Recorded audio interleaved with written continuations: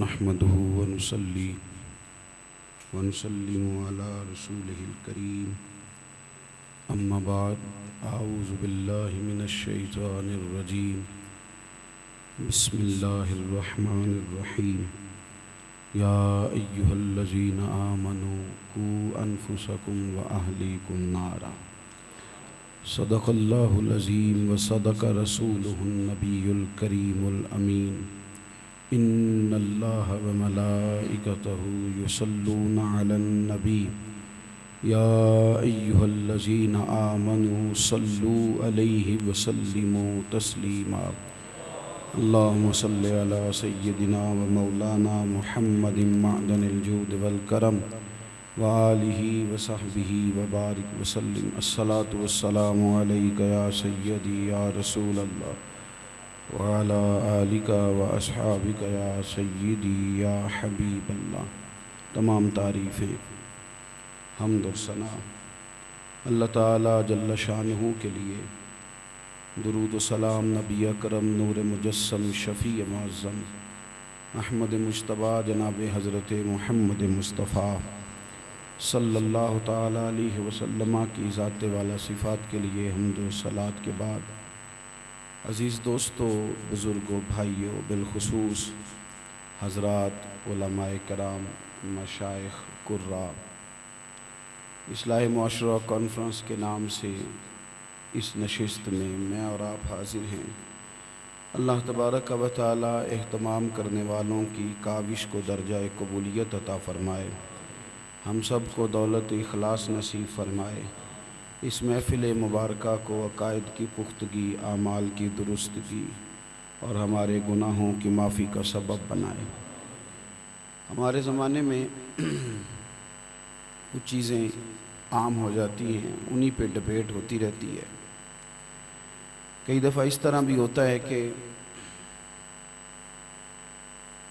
حقیقت سے زیادہ پراپوگنڈے کو اہمیت حاصل ہو جاتی ہے۔ ہم نے پچھلے کچھ عرصے میں یہ دیکھا کہ بنیادی ضروریات کے نام پر دو چار چیزوں کو پرموٹ کیا گیا۔ کہا گیا کہ بنیادی ضروریات بڑی ضروری ہیں، رہنے کو مکان ہونا چاہیے، پہننے کو کپڑا ہونا چاہیے اور کھانے کو روٹی ہونی چاہیے۔ پھر باقی کچھ چیزیں اس کے ضمن میں ہیں، صحت ہے، تعلیم ہے، لیکن بنیادی ضروریات یہی تین ہیں، روٹی، کپڑا اور مکان۔ اس پر بڑے نعرے لگے، اس کو لوگوں نے بڑا کیش کیا۔ پھر اس کے بعد، اور یہ کم و بیش تمام لوگ یہی نعرہ لگاتے تھے، کچھ ذرا رنگ اور اختیار کرتے تھے، کچھ اس کے ضمن میں جو چیزیں ہوتی تھی وہ لے لیتے تھے، لیکن بنیادی بات یہی کرتے تھے کہ روٹی، کپڑا اور مکان زندہ رہنے کے لیے ضروری ہیں۔ تو میں تب سے اکثر یہ بات سوچتا ہوں کہ اگر روٹی، کپڑا اور مکان ہی زندہ رہنے کے لیے ضروری ہے تو پھر لوگ جیل میں کیوں پریشان ہوتے ہیں؟ وہاں تو روٹی بھی ملتی ہے، کپڑا بھی ملتا ہے، رہنے کو چھت بھی ملتی ہے۔ اگر روٹی، کپڑا اور مکان ہی ضروری ہیں تو پھر بتایا جائے کہ لوگ پردیس میں پردیسی کیوں کہلاتے ہیں؟ حالانکہ وہاں تو روٹی بھی ہے، کپڑا بھی ہے، بلکہ کئی دفعہ یہاں سے زیادہ اچھی رہائش ہے۔ اللہ تعالیٰ آپ کو زیادہ موبائل دے، مطلب اور بھی غم ہے زمانے میں محبت کے سوا، تو مطلب ان کو چھوڑ بھی دینا چاہیے کسی وقت۔ اچھا ہے دل کے ساتھ رہے پاسبان عقل، لیکن کبھی کبھی اسے تنہا بھی چھوڑ دے۔ مہربانی کریں بات سنیں۔ آپ موبائلوں میں تو ملاقات رہتی ہے، اور اگر ڈائریکٹ ہو رہی ہے تو کیوں نہیں آپ ڈائریکٹ بات سننا چاہ رہے؟ آپ مہربانی کریں، ان سے تھوڑی جان چھڑائیں، اللہ تعالیٰ جزائے خیر دے۔ ایسے بھی ساری قوم کو سیافی نہیں بنانا، اور بھی کچھ کام ہیں، ان شعبہ جات پہ بھی توجہ ہونی چاہیے۔ اب آپ بیٹھیں اور میری بات سنیں۔ حضرت غوث پاک رضی اللہ تعالیٰ عنہ کے خادم سے ایک دفعہ آئینہ ٹوٹ گیا تھا تو وہ پریشان ہو گیا۔ اس نے کہا حضور آئینہ ٹوٹ گیا ہے تو پریشان ہوں، تو آپ فرمانے لگے اچھا ہوا، آئینے سے باہر آنے کا بھی موقع ملے گا۔ تو اللہ کرے یہ کبھی کیمروں سے باہر آنے کا بھی موقع ملے، آمین تو کہہ دیں، کوئی موقع مل جائے کہ بندہ ان سے باہر بھی رہے۔ میری بات پہ آپ تھوڑی دیر مجھے موقع دیں گے؟ میں نے بڑی مختصر سی بات کرنی ہے آپ کے ساتھ۔ انسان روٹی کپڑا اور مکان کے سہارے ہی صرف زندہ نہیں رہتا۔ اگر اس کی وجہ سے زندہ رہ سکتا ہوتا تو نہ قیدی پریشان ہوتے، نہ پردیسی پریشان ہوتے۔ انسان اپنوں کی وجہ سے زندہ رہتا ہے، اس کے پاس موجود ہوں تو پھر نہ تھوڑی روٹی پہ بھی گزارا ہو جاتا ہے۔ اگر اپنے مل جل کے رہتے ہوں تو ایک ہی لباس ہوتا ہے، پہلے بڑا بھائی پہن لیتا ہے، پھر اس کے بعد اس سے چھوٹا پہن لیتا ہے، پھر منزلہ تھوڑا بڑا ہو گیا تو چھوٹا اس سے تھوڑا بڑا ہو گیا تو وہ پہن لیتا ہے، گزارا ہو جاتا ہے۔ شرط یہ ہے کہ اپنوں کے بیچ رہنے کا ہمیں سلیقہ آ جائے، ہمارا رویہ، ہمارا لہجہ، ہمارا ایک دوسرے کے ساتھ پیار ٹھیک ہو جائے، ہمارا انداز ٹھیک ہو جائے، ہمیں گھر بنانا آ جائے، ہمیں ایک دوسرے کے ساتھ گزارا کرنا آ جائے، ہماری طبیعتوں میں تھوڑی برداشت آ جائے، ہم تھوڑا سہنا بھی سیکھیں، صرف کہنا نہ سیکھیں، تھوڑا سننے کا بھی ہمارا مزاج ہو۔ قرآن مجید نے ارشاد فرمایا کہ یا ایھا الذین آمنوا قوا انفسکم واہلیکم نارا، اے ایمان والو خود بھی جہنم کی آگ سے بچو اور اپنے گھر والوں کو بھی بچاؤ، ان کی تربیت کرو، ان کو بتاؤ۔ یہ آیہ کریمہ نازل ہوئی تو حضرت عمر رضی اللہ تعالیٰ عنہ عرض کرنے لگے یا رسول اللہ صلی اللہ تعالی وسلم اس کا کیا معنی ہے؟ کیا خود بھی دوزخ کی آگ سے بچو، گھر والوں کو بھی بچاؤ؟ تو حضور علیہ السلام نے فرمایا عمر سادی سی بات ہے، جن چیزوں کا اللہ رسول تمہیں حکم دیتے ہیں تم ان کا اپنے گھر والوں کو حکم دو، اور جن چیزوں سے اللہ رسول تمہیں منع کرتے ہیں تم اپنے گھر والوں کو ان چیزوں سے منع کرو۔ بس یہ کام کرو، گھر بن جائے گا۔ ہمارے ہاں یہ ہوا ہے کہ یہ جو دور ہے جس میں میں اور آپ رہ رہے ہیں، یہ جو کہ ویڈیو کا دور ہے، تقریر کا دور ہے، خطاب کا دور ہے، بات کرنے کا دور ہے، اور سوشل میڈیا نے آسان کر دیا ہے، بہت سارے لوگوں کی بات بہت سارے لوگوں تک پہنچ جاتی ہے۔ یاد رکھ لیں کہ تقریر، واعظ، نصیحت یہ ایک بڑی عمدہ چیز ہے، یہ بڑا نفع دیتی ہے، لیکن یہ کام سارے گھر کے باہر چلتے ہیں، گھر کے اندر تقریر نہیں چلتی، یہ باہر چلتی۔ گھر کے اندر عمل چلتا ہے، گھر والے عمل دیکھتے ہیں، بار بار تقریر چل جاتی ہے، چلا لیں آپ، چل جائے گی۔ اپنے دوستوں کے بیچ تقریر نہیں چلتی، وہاں عمل چلتا ہے۔ جو آپ کے اپنے قریبی لوگ ہوتے ہیں نا، ان کے بیچ یہ کام نہیں ہوتا، وہاں عمل کی ضرورت ہوتی ہے۔ پھر کئی دفعہ یہ بھی ہوتا ہے کہ میری تقریر سن کے کوئی بندہ بڑے دور سے آتا ہے، بڑی دیر تک رہتا ہے، لیکن وہ کہتا ہو یار یہ وہ شے نہیں جو میں نے سنی تھی، پھر لوگ دور ہٹتے ہیں، کمزوری آتی ہے۔ ضرورت اس امر کی ہے کہ ہم اپنے گھر کے اندر سے عمل کا آغاز کریں، عمل کا۔ اور جب آپ عمل میں کسی چیز کو لے آتے ہیں نا میرے بھائی، تو پھر وہ یوں نہیں ہوتا کہ یہ الفاظ کا گورکھ دھندا ہے، یہ اچھے جملوں کی بناوٹ ہے، یہ اچھے مطالعہ کا نتیجہ ہے۔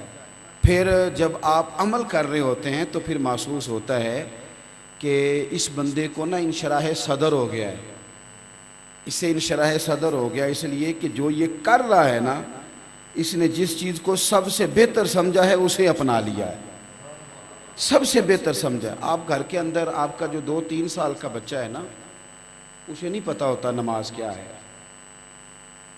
اسے نہیں خبر ہوتی کہ رکعتیں کتنی ہیں، اسے اس تفریق کا بھی نہیں پتا ہوتا کہ فرض کا درجہ کیا ہے، واجبات کس درجے میں ہیں، سنت مؤکدہ اور غیر مؤکدہ میں کیا فرق ہے، نوافل کا دین کے اندر کیا رتبہ ہے وہ نہیں جانتا، اسے کچھ نہیں پتا۔ وضو کس طرح کرنا ہے، چونکہ ابھی اس کی عمر ہی نہیں ہے، 2, 2.5, 3 سال کا بچہ ہے، اسے کچھ پتا نہیں۔ اور ہو سکتا ہے کہ آپ اسے 20-50 دفعہ بھی کہیں پتر اٹھ مصلی بچھاتا ہوں نماز پڑھ، وہ نہ پڑھ سکے چونکہ سمجھ ہی نہیں ہے اسے۔ لیکن آپ اس طرح کریں اور کچھ نہ کریں، اس بچے کے سامنے صرف مصلی بچھا لیں اور آپ نماز شروع کر لیں، اسے کچھ بھی نہیں پتا ہوگا، پر وہ آپ کے ساتھ آ کے نا ہاتھ باندھ کے کھڑا ضرور ہو جائے گا۔ اگر سجدے میں جانے کا سلیقہ نہ بھی آئے گا نا تو آپ کے مصلی پہ لیٹ جائے گا، وہ سمجھے گا کہ جو کام میرا ابا کر رہا ہے نا، یہ کام کوئی قیمتی کام ہے۔ آپ کا جو عمل ہے نا، عمل وہ چیزوں میں خیر پیدا کر دیتا ہے. آپ جس انداز کے اندر اپنے اوقات کو بتاتے ہیں وہ چیزیں بہتری لے آتی ہیں، ان کے اندر حسن پیدا ہو جاتا ہے. حضرت سیدنا عمر فاروق رضی اللہ تعالیٰ عنہ کا وصال ہو گیا. ان کی ایک اہلیہ عدت گزر گئی. حضرت عثمان غنی رضی اللہ تعالیٰ عنہ امیر منتخب کر لیے گئے. صحابہ اکرام علیہم رضوان کے اجماع نے اس کا فیصلہ کر لیا، ان کی بیعت ہونے لگی. کچھ عرصے کے بعد حضرت عمر کی ایک بیوہ سے جناب عثمان غنی نے نکاح کی خواہش ظاہر کی. اس صالح خاتون نے کہا کہ حضور میں بوڑھی عورت ہوں اور جناب عمر کے ساتھ میں نے وقت گزارا ہے، میرے لیے یہ سعادت مندی ہے، فیروز بختی ہے کہ آپ نے مجھے کہا ہے کہ آپ مجھ سے نکاح کرنا چاہتے ہیں، پر میں اب کسی خدمت کے قابل نہیں.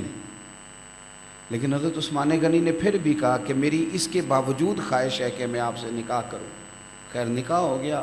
وہ خاتون آپ کے گھر میں آ گئیں تو خاتون نے پھر پوچھا کہ آپ نے نکاح کیا، بڑی سعادت ہے میرے لیے، پر میں تو کہہ چکی ہوں کوئی خدمت نہیں کر سکتی. وجہ نہیں سمجھ میں آئی. آپ تو امیر المومنین ہیں، کسی خاتون سے بھی نکاح کرنا چاہیں تو کر سکتے ہیں. اللہ نے آپ کو نوازا ہے، ظاہری باطنی عظمتیں فضیلتیں آپ کو حاصل ہیں، تو کسی سے بھی نکاح کرنا چاہتے تو ہو جاتا تھا. میرے انتخاب کی وجہ میری سمجھ میں نہیں آئی. تو یہ انداز ہے ایک تربیت کا. یہ میں اس شخص کی بات نہیں کر رہا جو مبتدی ہے، اس کی بات نہیں کر رہا جو کریمہ سعدی سے آغاز کر رہا، اس کی بات نہیں کر رہا جو بالکل ابھی پرائمری کا سٹوڈنٹ ہے.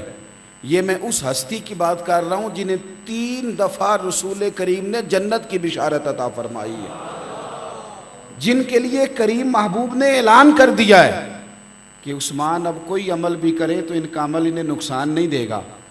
اس شخصیت کی بات کر رہا ہوں کہ جناب عثمان غنی سے جب خاتون خانہ عرض گزار ہوئی کہ سمجھ میں نہیں آ رہا یہ مسئلہ کہ آپ تو کسی بھی خوب روح اور کسی بھی بڑے خاندان کی خاتون سے نکاح کر سکتے تھے، میرا انتخاب.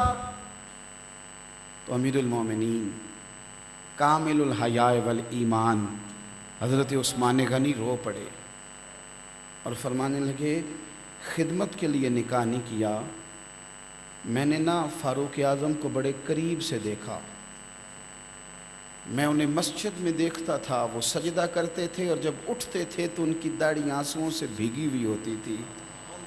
میں نے قبولیت کو اور ان کی دعا کو قریب قریب دیکھا، میں نے ان کی پیشانی پر سجدوں کا حسن دیکھا، میں نے عدل کی مسند پر انہیں خوبصورت فیصلے کرتے دیکھا، لیکن میں گھر کی 4 دیواری میں انہیں عبادت کرتے نہیں دیکھ سکا. اے خاتون آپ سے نکاح اس لیے کیا ہے کہ آپ مجھے بتائیں فاروق اعظم گھر میں اپنے رب کو کیسے یاد کیا کرتے تھے، وہ گھر کی 4 دیواری کے اندر کس طرح سے اس مالک کے حضور سجدے کرتے تھے. میں بھی چاہتا ہوں کہ میں بھی نہ کچھ خلوتیں اسی طرح آباد کروں جو طریقہ تھا سیدنا عمر کا. میں چاہتا ہوں دیکھیں نا میرے عزیز، آپ کے قریب رہنے والے لوگوں کا اگر آپ کے بارے میں خیال کچھ اس طرح کا ہو، کچھ اس طرح کا ہو، اگر آپ کی عبادات کے تعلق سے لوگ شوق بنا لیں. کیا خوبصورتی تھی حضرت مولا علی شیر خدا کی زندگی میں کہ حضرت عمر جیسے لوگ کہا کرتے تھے کہ اگر علی موجود نہ ہو تو ہم تو ہلاک ہی ہو جائیں. کیا حسن تھا ان لوگوں کی خوبصورت سیرت کے اندر. بھائی آپ کا جو کردار ہے، ہمارے نا حاجی صاحب تھے، ہم حاجی صاحب کہتے تھے لیکن شہر کے لوگ، لیکن دائیں بائیں ان کو لوگ اور ناموں سے بھی جانتے تھے، مولانا ابو داؤد محمد صادق صاحب رحمۃ اللہ علیہ. تو انہوں نے نا گجرانوالا سے فیصل آباد جانا تھا، گاڑی کی سہولت میسر نہیں تھی، ان کے صاحبزادے 2 خادم ساتھ تھے، تو بس پہ وہ سفر کرتے تھے. تو گجرانوالا سے جب وہ جانے لگے تو ظہر کی نماز پڑھے، کچھ وقت گزر گیا، گھر سے نکلے تو اب انہوں نے نا گجرانوالا جانے کے لیے ٹکٹ کٹوا لی شیخو پورہ کی. فیصل آباد جانا تھا، ٹکٹ شیخو پورہ کی لے لی. اب وہ جو 7 لوگ تھے وہ حیران ہے کہ چونکہ ہم نے فیصل آباد جانا ہے اور یہ گاڑیاں کھڑی ہیں فیصل آباد کی، تو معنی سمجھ میں نہیں آ رہا. چلیں حضرت سے کہا حضور شیخو پورہ جانا ہے، فرمانے لگے چپ کر کے بیٹھ جاؤ۔ شیخو پورہ آ گیا، وہاں اترے تو عصر کی نماز کا وقت تھا۔ فرمایا اس لیے ٹکٹ لی تھی کہ اگر ڈائریکٹ فیصل آباد جاتے تو عصر قضا ہو جاتی، گاڑی والا پتہ نہیں روکتا کہ نہیں روکتا۔ اب وہاں سے نا ایک اور سٹاپ آتا ہے رستے میں جسے شاہ کوٹ کہتے ہیں۔ اب شیخو پورہ سے ڈائریکٹ فیصل آباد کی ٹکٹ نہیں کٹوائی، اب بس پہ بیٹھے تو شاہ کوٹ کی ٹکٹ لے لی۔ کہا حضور اب کیا کرنا ہے؟ وہاں جا کے کہنے لگے مغرب بھی تو پڑھنی ہے کہ نہیں پڑھنی؟ تو میرا اندازہ ہے کہ وہاں جاتے مغرب کا وقت ہو جائے گا۔ اس طرح کا جب کوئی آدمی کسی کے ساتھ سفر کرتا ہے تو پھر مجھے لگتا ہے کہ نماز اس کی قضا نہیں ہوگی، اسے شوق پڑ جائے گا کہ یار جس اہتمام سے میں اسے پڑھتے ہوئے دیکھ رہا ہوں نا، یہ اہتمام کچھ اور طرح کا ہے۔ آپ اپنی زندگی میں جب عمل کو لے آتے ہیں، آپ کے گھر کے اندر جب یہ حسن آ جاتا ہے، جب آپ کا شوق بڑھ جاتا ہے یہ کام کرنے کا، پھر نہ آسانی ہوتی۔ ہمارا یہ مسئلہ پتہ کیا ہوا ہے؟ ایک تو ترجیح دے دی ہم نے اپنے بچوں کو، ملت کے بچوں کو نہیں، اپنے 2-3 بچوں کو۔ یاد رکھ لے، کسی کا رزق چھین کے اگر اپنے گھر لے آؤ گے تو اپنے بچے بھی اس سے صحیح طرح سے پرورش نہیں پا سکیں گے۔ یہ تو نہیں نہ ہو سکتا کہ کسی کے بچوں کو آپ رلا دیں اور آپ کے ہنسنے لگ جائیں۔ جب تک رزق حلال وہاں نہیں آتا، رزق حلال۔ مدینہ منورہ میں جب قحط پڑا تھا نا، کوئی 8-9 ماہ کا وقت گزرا، مدینہ منورہ کے گرد و نواح میں سوکھا پڑ گیا۔ حضرت عمر کے زمانے میں بارشیں نہیں ہوتی، حالات کچھ اور تھے۔ تو جناب عمر فاروق نے یہ فیصلہ کیا تھا کہ گھی نہیں کھانا، صرف زیتون کے ساتھ کھانا پکے گا وہی کھایا جائے۔ میری بات پہ توجہ ہے آپ حضرات؟ معاشرے کے اندر تفریق اس وقت پیدا ہوتی ہے کہ جب عام آدمی کے بچے کو مقامی کالج میں بھی داخلہ نہیں ملتا، وہ کہتے ہیں فل ہو گئے داخلے، آپ جا سکتے ہیں۔ مقامی کالج میں بھی داخلہ نہیں ملتا اور منسٹر کا بچہ یورپ میں جا کے تعلیم حاصل کرتا ہے، تو یہ تفریق، تنگ آمد بجا گامد، یہ تفریق نفرت پیدا کرتی ہے۔ یہ تفریق لوگوں کے دلوں میں دوسروں کے بارے میں عداوت کے جذبات لے آتی ہے۔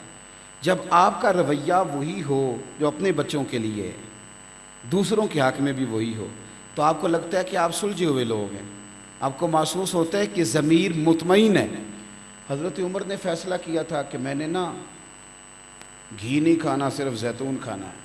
اب عادت نہیں تھی زیتون کھانے کی، مزاج تھا جس کو جو چیز پسند نہ ہو وہ کتنی کو کھائے گا۔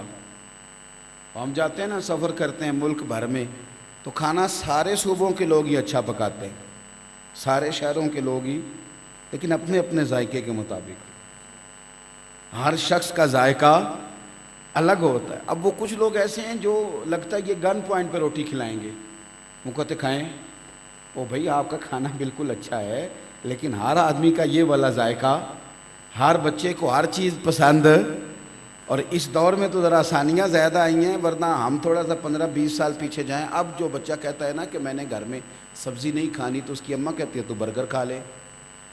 اور 15-20 سال پہلے یہ ہوتا تھا کہ اگر کہتے تھے نا کہ آلو گوبھی نہیں کھانی تو پھر ڈنڈے بھی کھانے پڑتے تھے اور گوبھی بھی کھانی پڑتی تھی، پھر دو چیزوں سے توازو ہوتی تھی سرک۔ اب ماحول یہ ہے کہ اب آپ فوری طور پہ وہ کہتے ہیں ٹھیک ہے تو کوئی اور چیز لے لے، تو طبیعت نہیں ہوتی، طبیعت نہیں تھی زیتون کھانے کی، مزاج تھا گھی کھانے کا۔ تو اب وہ کچھ مہینے خالی زیتون کھائے تو پیٹ سے آوازیں آنے لگی، کر کر کی آواز پیٹ سے نکلتی جناب عمر کے، قربان جائیں۔ بچے بھی پریشان ہیں، حضور گھر میں زیتون کب تک آئے گا اور کب تک ہم یہ کھائیں گے؟ آپ کے اپنے پیٹ سے بھی کر کر کی آواز آتی ہے۔ تو اس طرح سے اصلاح ہوتی ہے، اس طرح سے گھر بنتا ہے۔ اگر بچوں کو آپ اس قدر زیادہ آزاد چھوڑ دیں کہ روٹی نہیں پکی تو وہ موبائل توڑ دیں گے، اور ان کی مرضی کا کام نہ ہوا تو وہ ٹی وی توڑ دیں گے، تو یہ بچے انقلاب نہیں برپا کر سکتے۔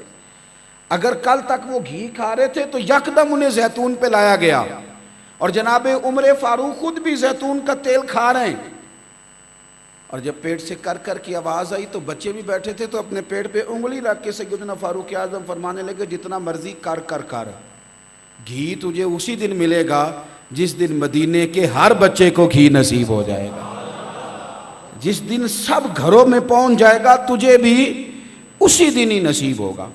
آپ جب اپنے گھر کے اندر، اپنے ماحول کے اندر عبادت کا، صبر کا، حلال کا ماحول پیدا کرنے میں کامیاب ہو جاتے ہیں تو پھر آپ کے گھر کے اندر سے ایسے افراد تیار، ہم نا دولت پہ محنت کرتے ہیں، بچوں پہ نہیں کرتے۔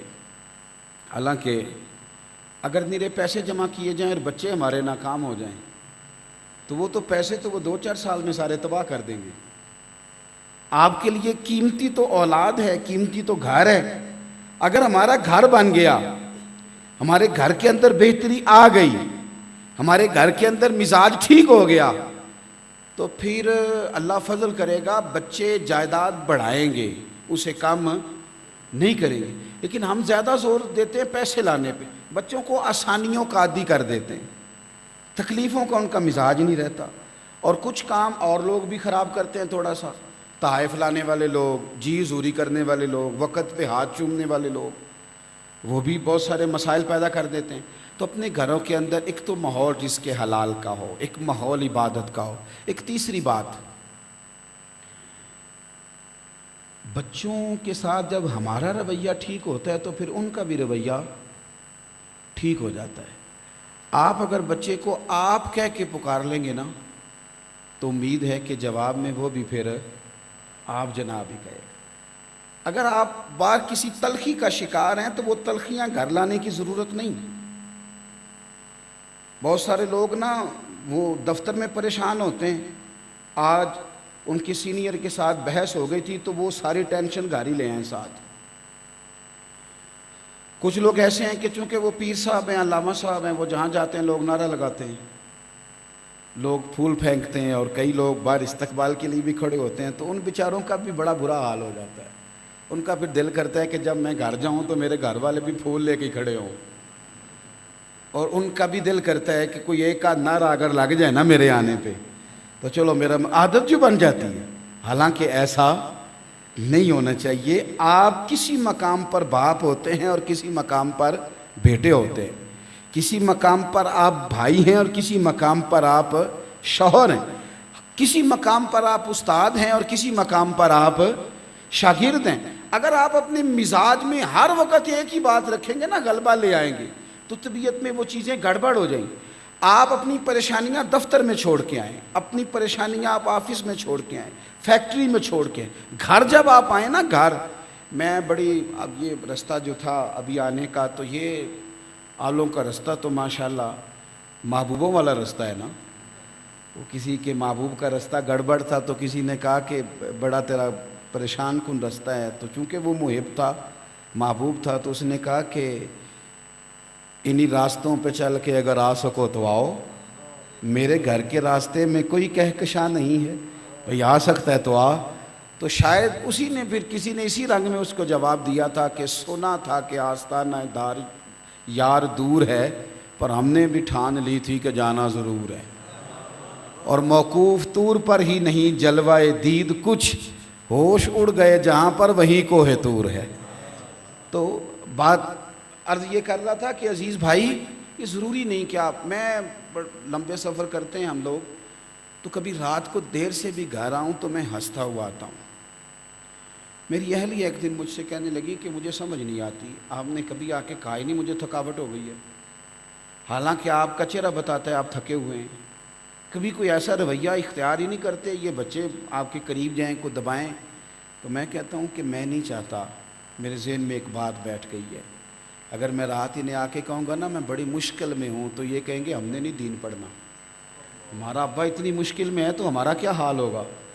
کبھی بھی ہم اپنے شعبے کی جب کمزوریاں اپنے بچوں کے سامنے بیان کرتے ہیں نا، جس شعبے، تو ہمارے بچے کہتے ہیں ابے والا کام نہیں کرنا، کوئی اور ہی کرنا ہے، چونکہ وہ روز کہہ رہے ہیں میں بڑی تکلیف میں ہوں، لوگ تانگی بڑا کرتے ہیں۔ تو اگر میں یہ بتاؤں گا نا کہ بڑا کرم ہے خدا کا، جدھر جاتے ہیں پھول ہی برستے ہیں، جدھر جاتے ہیں نعرہ ہی لگتا ہے، جدھر جاتے ہیں لوگ پیار ہی کرتے ہیں، تو پھر بچوں کے دلوں میں بھی یہ پھول کھلتا ہے کہ میں یہ کام کروں گا، بلکہ تھوڑا 2 قدم آگے بڑھ کے کروں گا۔ ہم نے یہ کیا ہے کہ ہم نے اپنی ساری پریشانیاں لا کے بچوں کے سامنے رکھ دی، گھر والوں کے سامنے رکھ دی۔ رسول کائنات، سرور کون و مکان، سید عالم صلی اللہ علیہ وسلم کا کبھی آپ انداز کریمانہ دیکھیں हुजूर को काफिरों का भी सामना, मदीना मुनव्वरा में तशरीफ़ ले आए तो मुनाफिकों का भी सामना, सहाबा किराम अलैहिम रिदवान की तरबियत का भी माहौल, दीन के इबलाग, बड़े बड़े बादशाहों तक पैगाम हक भी पहुँचाना है, जिहाद के लिए सफ़ों को भी मुनज़्ज़म करना है, कुरान मजीद की आयात का नुज़ूल भी हो रहा है, रात सारी खड़े रह के इबादत भी करनी है। लेकिन कुर्बान जाएं, इन लफ्ज़ों पे मर जाने को जी जाता है। सैयदा आयशा सिद्दीक़ा कहती हैं, लोगों हुजूर बाहर तो जो करते थे, करीम जितनी देर घर रहते थे ना, घर वालों का कोई ना कोई काम ही करते रहते थे, घर वालों के किसी न किसी काम ही लगे रहते, कोई ना कोई मोहब्बत ही बांटते रहते थे। कभी ऐसा नहीं हुआ कि हुजूर घर में मौजूद हों और घर में रहने वाले किसी, ओ यार दिल करता है कि तू पता नहीं तेरे अब्बा जी कितना इंतज़ार कर रहे हों कि सुबह का गया है पुत्र, शाम को आएगा तो मैं दो दुख उसके सामने रखूँगा। लेकिन हमारा रवैया ही बड़ा तल्ख है, घर आते ही मैं बड़ा थक गया हूँ, पीछे पीछे हट जाओ। आप जवान हैं, आपके अंदर सलाहियत है बर्दाश्त। आप दोस्त को टेलीफोन करते हैं कि भाई आज बाहर जाके खाना खाना है, आज फलां शहर चलेंगे। कभी कभी वालिद साहब को भी फ़ोन करें ना, अब्बा जी आज आपने रोटी नहीं खानी, मेरा दिल कर रहा है, मिल के खाएंगे। आप यकीन करो, अगर अब्बा जी शुगर के मरीज़ भी हों, भूख कंट्रोल न भी कर सकते हों, तो आपका टेलीफोन तो रूह तक सारी भूख ख़त्म कर देगा। बेटे ने कहा है साथ खाना खाना है, आप ना अपनी सारी परेशानियां उठा, फिर हमारा लहजा, लफ्ज़ ही नहीं लहजा। बहू खाना लेके आई है, बूढ़े बुज़ुर्ग को पूछ लिया उसने को 1.5 घंटा पहले, बूढ़ी सास को, बीमार को, कि अम्मा रोटी खानी है। अम्मा ने कहा नहीं अभी मुझे नहीं खानी। फिर वो 1-1.5-2 घंटे गुजरे तो बूढ़ी को भूख लग गई। कहा बेटे वो खाना खाना था, अब वो तल्ख हो गई है, अभी तो पूछा था आपसे, मुझे और भी कई काम करने होते हैं। और फिर वो खाना लेके आई है तो उसने पटक दिया है ज़मीन पर बर्तन को और दरवाज़ा ज़ोर से बंद किया है। बूढ़े लोग ना जब बीमार हो जाते हैं तो कमज़ोर हो जाते हैं, तो दिल में ख्याल आता है शायद हम मोहताज हो गए हैं तो हमारे साथ ये हाल है, शायद हम इतनी दौलत अब घर नहीं लाते, रिटायरमेंट की ज़िंदगी है तो हमारे साथ ये रवैया है। तो शाम को बेटा घर आया तो बूढ़ी सास ने कहा कि बेटा मैं बड़ी तकलीफ़ में हूँ, तेरी बीवी का रवैया। तो अब वो कहती क्या है, उससे पूछा है कि भाई वो अम्मा बड़ी परेशान है, तो कहती है अम्मा जी से पूछे मैंने कहा क्या है। अब कहा तो उसने वाकई कुछ नहीं, अम्मा क्या बताए, लफ्ज़ तो अदाई कोई नहीं किया। ये वो तरबियत है जो हज़रत लुकमान अपने बेटे की कर रहे हैं।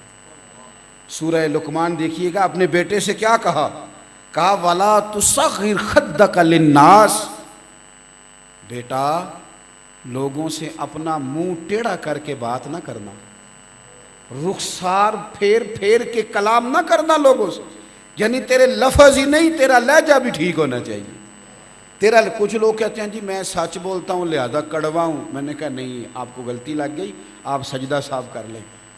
दुनिया में सबसे ज़्यादा सच मदीने वाले महबूब ने बोले हैं और इतने मीठे करके बोले हैं कि रूहों तक उतर गए हैं।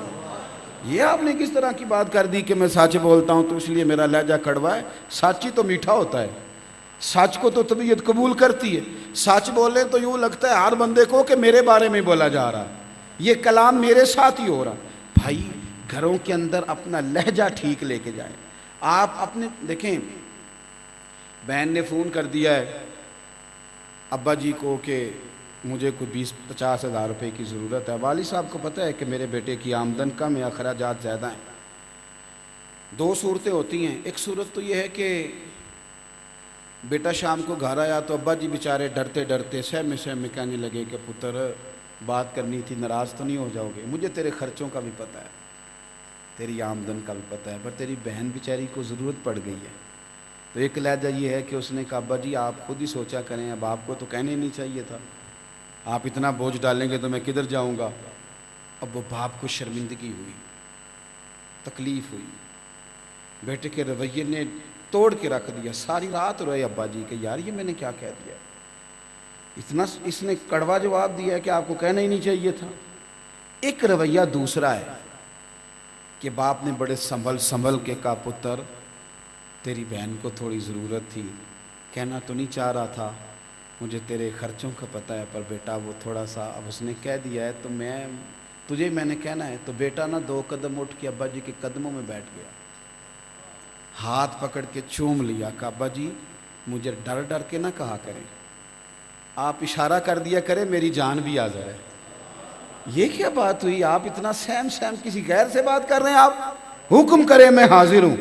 ابا اس کا بھی ساری رات ہی روئے گا، پر دعائیں کرتا ہوا روئے گا، ساری رات بھیگ جائے گا، اس کا بھی تقیہ، پر یہ کہے گا یا اللہ اس طرح کی اولاد سب کو عطا کرنا۔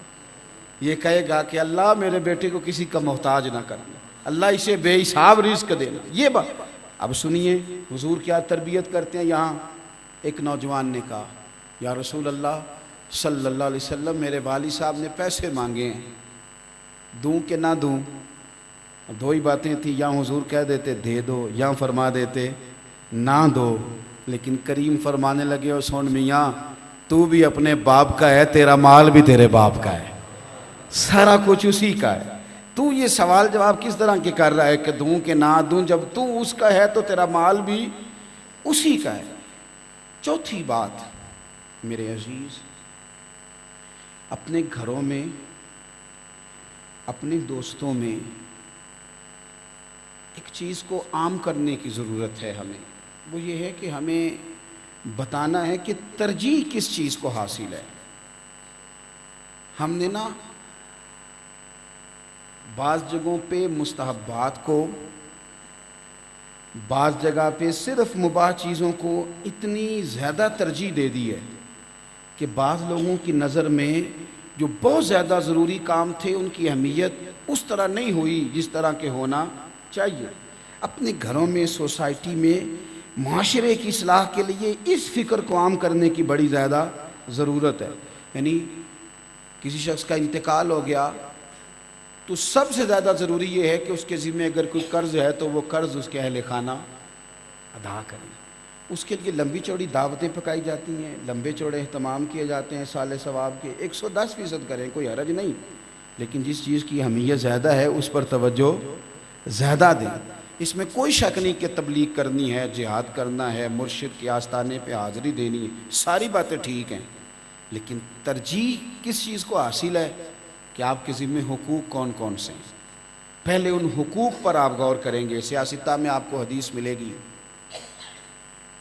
ایک صحابی نے عرض کیا تھا یا رسول اللہ صلی اللہ علیہ وسلم میرا نام ایک غزوے میں لکھ دیا گیا ہے اور میری بیوی حج کرنے جا رہی ہے۔ میری باتوں کی سمجھ آ رہی ہے آپ حضرات کو؟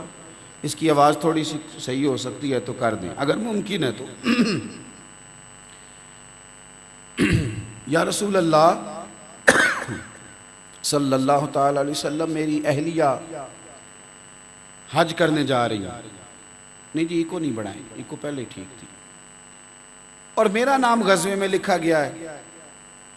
خاتون پر حج فرض ہوگا، وہ صاحب استطاعت ہوگی، وہ جا رہی تھی۔ یا رسول اللہ حکم کیا ہے؟ تو اللہ کے محبوب علیہ السلام نے ہمیں بتایا کہ ترجیح کس چیز کو دینی ہے۔ کریم محبوب فرمانے لگے تو اس طرح کر، وہ جہاں غزوے میں جہاد میں تیرا نام لکھا ہے نا وہاں سے نام کٹوا اور اپنی بیوی کا محرم بن کے حج کرنے اس کے ساتھ جا۔ وہاں کون محرم بنے گا؟ تیرے علاوہ کون جائے گا؟ جو ہمارے ہاں نا کچھ لوگ کہتے ہیں مجھے اعتبار بڑا ہے جی فلانے بندے پہ، وہ لے جاتا ہے بچی کو اسکول، فلاں کزن جو ہے نا وہ بالکل اپنا بچہ ہے۔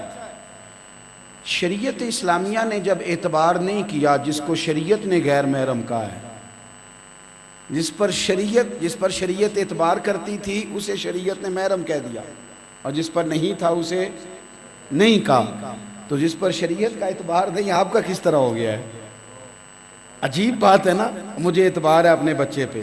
بھئی آپ کو زیادہ، وہ ایک بزرگ تھے تو ان سے کسی نے کہا کہ یہ بتائیے اگر قیامت کے دن آپ کا حساب آپ کے والدین لے لیں تو پھر کیسا؟ اماں بڑا پیار کرتی ہے نا، ابا بڑا پیار کرتا ہے، تو قیامت میں اگر آپ کا حساب آپ کے والدین کے ذمہ لگا دیا جائے تو کیسا؟ تو بزرگ کہنے لگے نہیں، میرا حساب رب کریم کے ذمہ کرم پہ ہی ٹھیک ہے، اس لیے کہ میرا رب ماں باپ سے زیادہ محبت کرنے والا ہے۔ اللہ کریم کے ذمہ کرم پر ٹھیک ہے وہ زیادہ مہربانی کرے گا. تو بھائی اللہ تو زیادہ مہربان ہے نا, نبی کریم علیہ السلام تو زیادہ مہربان ہے نا. تو جس فرسٹ کزن کو انہوں نے غیر محرم بنایا, جس قریبی عزیز کو انہوں نے غیر محرم بنایا, ہم نے بڑی جلدی اعتبار کر لیا. اپنی ذمہ داریوں کا بوجھ اپنے گھر میں خود اٹھائیں. آپ اپنی اہلیہ کے ساتھ جہاں جانا ہے وہ آپ کو جانا ہے, احساس ذمہ داری آپ کو پورا کرنا ہے, یہ آپ کے لیے ضروری ہے. ہم نے بہت ساری جگہوں پہ جان چھڑائی ہے, ٹھیک ہے ہو جائے گا فلانا کر لے گا, اس طرح نہیں ہوتا. ہم اگر نگرانی کرتے نگرانی چیزوں کی, چونکہ تازہ چیزیں پڑھ رہے ہیں آج کل حضرت عمر کی, تو ان کی باتیں زیادہ یاد آ رہی ہیں. سیدنا فاروق اعظم رضی اللہ تعالیٰ عنہ نے اپنے بچوں سے ایک بات کی تھی جب آپ خلیفہ بنے تھے. فرمایا بیٹا اس طرح گوشت کھانے والے جانور گوشت کو دیکھیں گے نا, اس طرح سارے لوگ تمہیں دیکھا کریں گے کہ عمر کے بچے کیا کر رہے ہیں. آپ فرمایا کرتے تھے جب میں حکم دوں گا تو تم نے پہلے پورا کرنا ہے, ورنہ یاد رکھنا اگر حکم عدولی کی تو باقی لوگوں کو ایک سزا ملے گی, تم میرے گھر والے ہو تمہیں ڈبل ملے گی. تم پر مجھے سختی زیادہ کرنی ہے اس لیے کہ تمہاری ذمہ داریاں زیادہ ہیں. اپنی ذمہ داریوں کا بوجھ خود اٹھانا سیکھیں, کہیں بھی آپ کمزور نہ ہو. آپ کی والدہ آپ کی ذمہ داری ہے, آپ کے والد صاحب آپ کی ذمہ داری ہے, ان کی دوا لانی ہے, ان کے معاملات کو دیکھنا ہے. آپ خود سے دیکھیں گے آپ کے بچے اگر آپ کے دوست بن جائیں, آپ کے ساتھ چھوٹی چھوٹی باتیں کریں, آپ ان کے سوالات کے جوابات دیں, تو وہ نہ کسی بد مذہب کو دوست بنائیں گے, نہ بد عقیدہ کو دوست بنائیں گے, نہ کسی سیکولر اور کسی دین بیزار آدمی کے پاس جا کے وہ بات سنیں گے. ہمارے پاس چونکہ وقت نہیں ہے, ہم نے اپنے الگ سے یار رکھے ہوئے ہیں, ہماری چونکہ الگ سے دوستیاں ہیں, ہم نے 1-1.5 گھنٹہ الگ سے رات کو اپنے دوستوں کے پاس جا کے بیٹھنا ہے. تو اب تو بڑا آسان کام ہے بچوں سے جان چھڑانے کا, کہ انہیں موبائل لگا کے دے دو تاکہ وہ بیزی ہو جائے, ہمیں تنگ نہ کرے, ہم اپنا موبائل دیکھتے رہیں. تو جب آپ ترجیحی بنیادوں پر انہیں بتائیں گے کہ فرائض کیا ہیں, ذمہ داریاں کیا ہیں, تو پھر معاشرہ جلد اصلاح پذیر ہوگا. آخری بات عزیز بھائیوں, اس دین اسلام رہبانیت سے تو منع کرتا ہے کہ آپ سارا کچھ چھوڑ کے مسجد آ جائیں, اس کی تو گنجائش ہی نہیں. آپ کے ذمہ جو حقوق العباد ہیں وہ آپ نے ادا کرنے. اب دین کا حسن کیا ہے کہ آپ نے اپنے معاملات کو صاف ستھرا رکھنا ہے, لینے دینے کے معاملات میں آپ صاف ستھرے ہوں. آپ ان چیزوں کو خوب اچھے طریقے سے پرکھیں. جو کام آپ کرتے ہیں, تجارت کرتے ہیں, ملازمت کرتے ہیں, اس کے باریکی کے ساتھ اس کے معاملات کو آپ دیکھیں, باریکی کے ساتھ.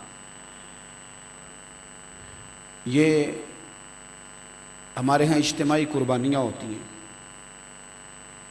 تو لکھ دیا جاتا ہے 15,000 حصہ, 10,000 حصہ. تو ہمارے حضرت صاحب یہ کہا کرتے تھے کہ وہ حصہ لکھا کرتے نا 12,000, تو نیچے لکھا کرتے تھے کمی بیشی کے بارے میں بھی اطلاع کر دی جائے گی, یہ فقرہ لکھتے تھے. تو میں دیکھتا تھا کہ سب جگہ ایسا نہیں ہے, وہ لکھتے تھے. کیوں؟ وہ اس لیے کہ احتیاط بڑی اعلیٰ چیز کا نام ہے. آپ لینے دینے کے معاملات میں جب غیر محتاط ہو جاتے ہیں, ہمارا رویہ بڑا غیر محتاط ہے. ان کے بیٹے کو نا, وہ ایک ادارے کے محتمم تھے, تو مدرسے کے بچے کھانا کھا رہے تھے, تو ان کے چھوٹا بیٹا تھا, رونے لگا میں نے بھی چاول کھانے ہیں. تو حضرت صاحب اللہ اکبر, آپ پہلے کمیٹی کے صدر کے پاس گئے, کہنے لگے کہ حساب کر کے پیسے لے لے مجھ سے. وہ چاول کی پلیٹ, اب بچہ ضد کر بیٹھا اور بڑا ہی رو رہا ہے, اور اس وقت رات کا ٹائم ہے, کہیں سے ملیں گے بھی نہیں. انہوں نے کہا جناب وہ آپ لے لیں ٹھیک ہے. تو اس وقت کتنے کے چاول ہوں گے, کیا اس کی لاگت ہوگی, اس سے ڈبل پیسے جا کے خزانچی کو دیے. پھر بھی طبیعت کو تسلی نہ ہوئی, دارالفتاء کے مفتی صاحب کو جگایا, معذرت کی, کہا حضرت تھوڑا سا نا آپ مجھے بریف کریں کہ یہ اس طرح کا پیسہ ہے, اس طرح کر کے ہیلا ہوا, اس طرح کر کے یہ لگا ہے. اب میرا اپنا بیٹا یہ چاول کی پلیٹ مانگ رہا ہے, وہ طالب علم نہیں ہے, چھوٹا ہے, تو اب آپ مجھے کوئی مسئلہ بتائیں. انہوں نے بھی کچھ دلائل دیے, بات مکمل ہوئی, پھر بھی دل کو تسلی نہ ہوئی. کہتے میں سارے رستے سوچتا آیا کہ اے اللہ, میں نے تو ساری زندگی ایک مرلہ زمین اس لیے نہیں خریدی کہ میرے پاس کوئی گنجائش نہیں تھی, تو اب یہ ماحول میں مطلب کس طرح یہ نہیں کہتے ہیں میں گھر آیا چاول لے آیا بڑی تسلی کر کے آیا، لیکن خدا کا شکر ادا کرتا ہوں کہ میرا بیٹا رو رو کے سو گیا تھا، ضرورت ہی نہیں پڑی اسے۔ غیر محتاط رویے ہمارے ہاں نا، اب دلیر بندہ پتہ کون ہوتا ہے؟ جس سے پیسے لینے ہو تو وہ جواب میں پتہ کیا کہے؟ جا جتھو لب دینی للہ ہے، یہ دلیر بندہ ہے۔ اور وہ کہتا ہو تمہیں پتہ نہیں میں کتنا بڑا آدمی ہوں۔ یہ دلیری نہیں ہے، اس کا آپ کو دیر کے بعد پتہ چلے گا۔ احیاء علوم الدین میں امام غزالی رحمۃ اللہ نے لکھا ہے کہ حضرت عمر کے سامنے کسی نے کسی بندے کی تعریف کر دی تھی۔ یاد رکھیں، حلیہ بدل لینے کا نام دین نہیں کہ میں نے شملے والی پگڑی باندھ لی ہے اور میں نے کھلا لباس پہن لیا ہے تو آپ میرا حلیہ دیکھیں گے تو میں پورا دیندار ہوں۔ میں کتنا دیندار ہوں یہ میں جانتا ہوں یا میرا رب کریم جانتا ہے؟ آپ کتنے دیندار ہیں یا آپ جانتے ہیں یا آپ کا اللہ جانتا ہے؟ اللہ تعالیٰ پردہ پوشی فرمائے سب کی، لیکن میرے عزیز ہمیں پتہ ہوتا ہے کہ ہمارے معاملات کس طرح کے، ہماری نیکیاں اگر ہیں تو کس معیار کی ہیں۔ حضرت عمر کے سامنے تعریف کی، بندہ بڑا اچھا ہے، بڑا ہی اچھا ہے، کیا بات، اور تعریف میں کچھ مبالغہ بھی کر دیا۔ تو سیدنا فاروق اعظم رضی اللہ تعالیٰ عنہ فرمانے لگے تم اس کی بڑی تعریف کر رہے ہو، اس کے پڑوسی ہو؟ اس نے کہا حضور نہیں۔ فرمایا درہم و دینار کا لین دین کبھی کیا ہے؟ کہا حضور نہیں۔ فرمایا کبھی اس کے ساتھ سفر کیا ہے؟ حضور نہیں۔ تو یہ حضرت عمر کے لفظ ہیں۔ فرمانے لگے اچھا تم نے اسے نماز پڑھتے دیکھ لیا ہوگا۔ فرمایا خالی نماز دیکھ کے گواہی نہ دے، پہلے اس کے معاملات کو بھی دیکھ لے، دیکھ اس کے معاملات کس طرح کے ہیں۔ وہ ان معاملات میں جو حقوق العباد کے معاملات ہیں ان میں کتنا صاف ستھرا ہے۔ تو یہ 4-5 چیزیں اگر ہمارے گھروں کے اندر آ جائیں، اور یہ کوئی اتنا زیادہ مشکل نہیں ہے، یہ اس طرح کا کام نہیں کہ ہم یہاں سے باہر نکلیں اور کہیں یہ تو صوفیاء کا کام تھا، یہ تو حضرت عمر کی بات تھی۔ یہ کوئی اتنا مشکل کام ہے، یہ کوئی ایسا کام نہیں کہ ہم کہیں وہ مولانا جو آپ بات کر رہے ہیں وہ اس دور میں کہاں ہو سکتی ہے، اس دور میں بھی ہو سکتی ہے۔ عبدالستار خان نیازی جیسے لوگ گزرے ہیں کہ جو وزیر بھی رہے، لیکن جب انتقال ہوا تو اتنے پیسے موجود نہیں تھے کہ کفن دفن کا بھی بندوبست ہو سکے۔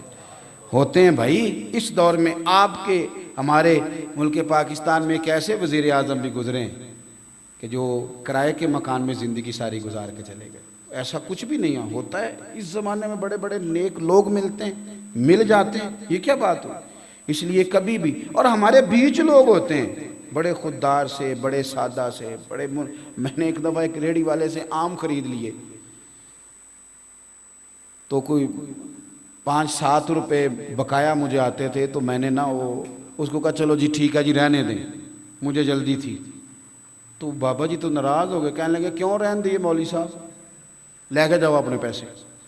تو اس بندے کی آنکھوں میں جو خودداری کا حسن تھا، وہ پیسے تو ایک طرف رہ گئے، میں تو بابا ہی دیکھتا رہ گیا۔ میں نے کہا یہ کمال ہے، یہ اعزاز ہے، یہ بندہ اس قابل ہے کہ اس کے ساتھ فوٹو کھنچوائی جائے، یہ اس قابل ہے اس کے ساتھ تصویر بنوائی جائے، اور یہ اس قابل ہے کہ اسے یاد رکھا جائے۔ تو عزیز بھائی اپنے ماں، اور یہ کوئی مطلب ہمارے ہاں یہ ہے کہ واضح و نصیحت سننے کے بعد، بات سننے کے بعد لوگ کہتے ہیں یہ تو وہ کرتے تھے ہم تھوڑی کریں گے۔ بھئی ہم بھی کریں گے، ہم ہی نے کرنا ہے، یہی چراغ جلے گا تو روشنی ہوگی۔ یہ آپ کے بر صغیر میں اسلام کا جو پودا لگا ہے نا، صوفیاء نے تو خیر پروان چڑھا دیا نا، لگا کس طرح تھا؟ عرب کے تاجر آئے تھے، انہوں نے یہاں کے لوگوں کے ساتھ تجارت کی، ان کے معاملات اتنے صاف ستھرے تھے لینے دینے کے کہ لوگ ان کے قریب ہونے لگے کہ یار بڑے سچے ہو، بڑے دیانتدار ہو، بڑے کھرے ہو۔ آپ کا رویہ، آپ کا صاف ستھرا ہونا، یہ اپنوں کے بھی اور دوسروں کے دلوں میں بھی قدر پیدا کر دے گا۔ اللہ کے حضور دعا ہے مالک کریم سمجھ جانے کی، سنبھل جانے کی اور دین کی طرف لوٹ آنے کی توفیق عطا فرمائے۔ آخر دعوانا الحمدللہ۔